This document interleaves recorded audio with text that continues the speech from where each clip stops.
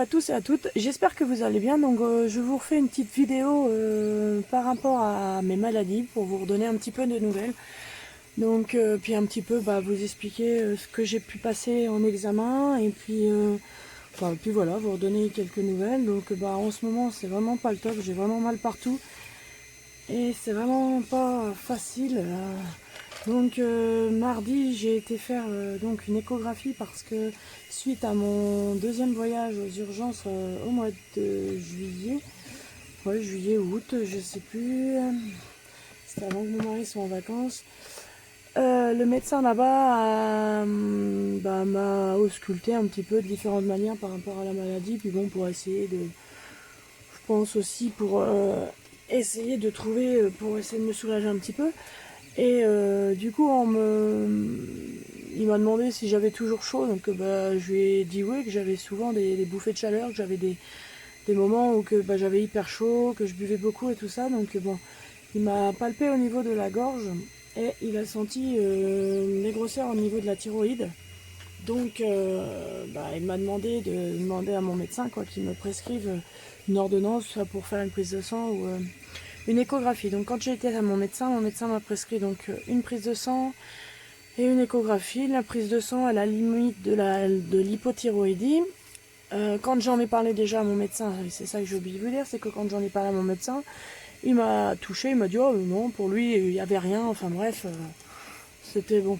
Mais bon, il a quand même suivi ce qu'avait dit le médecin des urgences. Et en fait, quand mardi j'ai passé l'échographie, il s'avère que le médecin des urgences avait raison. J'ai bien des nodules au niveau de la thyroïde.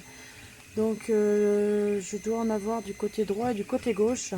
Ceux du côté droit sont bénins. Normalement, il n'y a pas de risque non plus du côté gauche. Mais il va être sous surveillance parce que bon, je suis avec quand même des risques que ça se développe pas très bien, quoi. Mais bon, autrement, il a pris les mesures pour que ce soit suivi soit par prise de sang ou par échographie. Donc après, je vais voir comment mon médecin va réagir. Lui, peut-être, va pas s'inquiéter et puis il va laisser ça comme ça, j'en sais rien. Mais en tout cas, voilà, il y a quand même quelque chose. Mon médecin n'avait pas bien senti ce jour-là. Donc, et après, quand il vous redonne l'examen, ils vous mettent un petit peu dans quelle catégorie ils sont. Et donc, j'en ai un où c'est marqué bénin et l'autre avec faible risque. Et donc, en quoi qu'il faut surveiller quand même. Bon, je suis pas dans les risques sévères ni qui que ce soit, mais bon, c'est à surveiller. Voilà. Et autrement, j'ai les glandes salivaires, j'en ai une qui est plus grosse que l'autre, donc je sais pas après ce que mon médecin va décider. Donc voilà un petit peu ce que j'ai en plus. Autrement oui, je suis là ça a été la reprise donc pour mes enfants. Et du coup c'est vrai que ça a été dur, là il faut se lever un peu plus vite, parce que bon c'est vrai que le matin je me lève en général vers 8h, 8h30 pendant les vacances. Et là, on arrive quand même à se lever qu'à 7h. Et bon, ça le fait. Mais assez fatigué, quoi. Donc c'est vrai que le soir, je tiens pas. Je vais me coucher rapidement. J'arrive même pas à regarder un film ou quelque chose à la télé. J'arrive à rien, quoi. Je suis très très fatiguée. Donc puis là, suite à l'examen de mardi, ça m'a énormément fatiguée. De toute façon, dès que je sors, je suis facilement fatiguée. Et c'est vrai que c'est difficile. Donc, et puis là, c'est des grosses douleurs. J'ai du mal à bouger mon bras droit aujourd'hui. Et puis, j'ai ma jambe droite qui s'immisce. J'ai mon genou qui me fait souffrir régulièrement. Et puis, j'ai ma cheville aussi. Donc, en fait, j'ai les deux jambes. En vous faisant un topo, il reste plus grand chose. Donc, je n'ai pas mal. Donc, c'est vrai que c'est assez lourd. C'est pour ça que je voulais vous faire un petit peu une petite vidéo pour que moi, ça me fasse du bien aussi de pouvoir parler.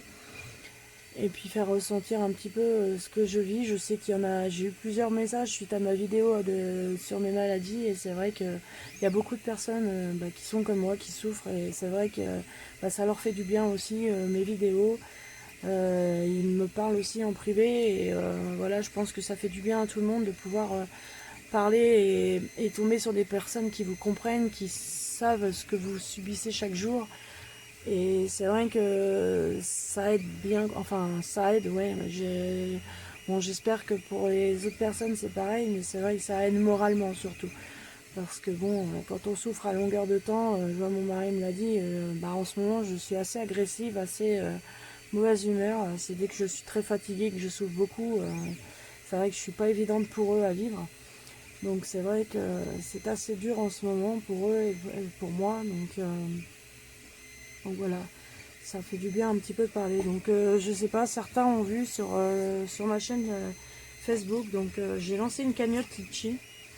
C'est pas pour dire je vais récupérer de l'argent, voilà, acheter des trucs de coloriage ou qui que ce soit. Non, non, cette cagnotte là, je fais pour l'instant. Bon, je n'ai pas eu de dons, mais je voulais expliquer pourquoi je faisais cette cagnotte là. Donc voilà, maintenant la reprise des cours pour mes enfants est faite. Donc à chaque fois qu'on va faire des courses, en fait il faut qu'un de mes enfants suive pour pouvoir me pousser. Car mon mari ne peut pas tenir le chariot de course, je dirais, et me pousser. Donc à chaque fois, on demandait à un de mes enfants de me pousser. Mais bon, le problème c'est que maintenant, en cas de sortie n'importe, moi je peux plus du tout me déplacer tout seul. Je vois l'autre jour, mon mari m'a poussé, et puis bon, il a eu mal après dans les poignets, il a eu des soucis de poignets il y a quelques années, et c'est vrai que il le ressent. Donc ce que j'aurais voulu, c'est avoir un fauteuil électrique, que je puisse retrouver un petit peu d'autonomie au niveau du fauteuil. Et je me suis renseignée auprès de la pharmacie, et en fait il n'y a que certains fauteuils qui sont remboursés. Nous, par rapport aux véhicules qu'on a et par rapport à tout, on ne peut pas se permettre d'avoir un fauteuil comme les personnes qui sont tétraplégiques, qui ont besoin de rampe, qui ont un véhicule directement approprié, parce que je ne sais même pas si on... Nous, on n'a pas les moyens en fait, et je ne pense pas qu'on aurait de grandes aides par rapport à ça. Donc moi, ce que je veux, c'est garder le fauteuil roulant classique, donc ceux qui connaissent, les fauteuils roulants classiques. Et ces fauteuils-là, maintenant, ils existent donc en fauteuil classique et électrique. Et il reste très pliable. Bon, il y a différents modèles comme ça. Vous en avez vraiment des superbes au niveau qualité, au niveau légèreté et tout ça. Donc ceux-là, j'ai été voir. Donc ceux-là, il n'y a pas de prix, il faut les contacter. Mais c'est vrai que ils ont sorti une gamme de fauteuils qui sont vraiment légers, qui sont faits pour les personnes qui sont assistées par des aides à domicile et des choses comme ça. Ça leur permet que ça leur fait pas lourd à porter. Moi, bon, je demande pas non plus d'avoir un fauteuil luxueux, je veux simplement avoir un fauteuil électrique et pouvoir me déplacer toute seule. Donc quand je lui ai parlé qu'il existait, je dis à la pharmacie, mais il existe des fauteuils comme le mien, mais en électrique. Ah oui, mais ceux-là ne sont pas remboursés. Ah, d'accord. Donc c'est un peu pour ça que j'ai lancé une cagnotte Litchi. C'est pour pouvoir m'acheter un fauteuil roulant électrique. Donc après, je sais que bon, les fauteuils roulants, va falloir que je me renseigne. Je crois que c'est à la sécurité sociale. Je sais pas trop où me renseigner, parce qu'apparemment on a quelque chose à passer pour voir si on est apte à le conduire. Donc j'ai juste ça, puis il faut avoir une ordonnance du médecin. Bon, ça, je pense pas avoir de soucis à ce niveau-là. Donc il y a juste par rapport au papier. Puis bon, après j'ai commencé à regarder sur internet, après en pharmacie sur place, je ne sais pas les tarifs. J'ai vu qu'il fallait compter à partir de 800 1000 euros à peu près le fauteuil. Donc nous c'est vrai que financièrement on ne peut pas se permettre. Donc c'est pour ça que j'ai lancé une cagnotte Litchi pour je demande pas qu'on me mette 10, 20, 50, 100 euros, même 1 euro. Mais c'est vrai que j'aimerais bien pouvoir avoir au moins une aide, qu'on ait un minimum à remettre par rapport au fauteuil électrique. Donc voilà, c'est tout. Après, ceux qui peuvent pas donner, ils peuvent pas donner. Voilà, j'oblige personne. Je veux pas non plus que ce soit pris dans le sens que je veux profiter de vous et puis que je veux de l'argent. C'est pas ce principe-là. C'est simplement qu'on puisse avoir de l'aide pour pouvoir acheter un fauteuil électrique, mais c'est en aucun cas, je ne veux pas vous faire une ponction à vous dire vous me donnez de l'argent, il n'en est pas question, je ne veux pas que ce soit mal interprété à ce niveau-là. Donc je voulais bien faire le point là-dessus, parce que je sais qu'il y en a qui ont vu mon message, je sais qu'il y a des personnes qui ont bien compris ma demande, mais bon, je préfère quand même repréciser ça pour pas qu'il y ait d'ambiguïté par rapport à ça.